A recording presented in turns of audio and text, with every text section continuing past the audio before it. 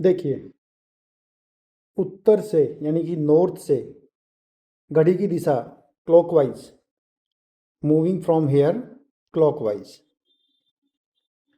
घड़ी की दिशा में चलते हुए पश्चिम तक पहुंचे, वेस्ट तक पहुंचना है। इस क्रम में कौन सा अक्षर सबसे ज़्यादा बार आया है?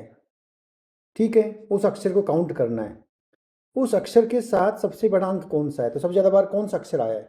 यहाँ देखेंगे तो एक एस है जो 2 बार आया है इस इस मूव के अंदर, इसके अलावा कोई भी 2 बार नहीं आया।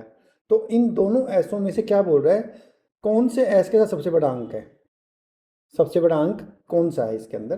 तो जो ये 3 है, ये 3 हमारा राइट आंसर हो गया इसका। 3 is largest number which come with north and east here. Okay.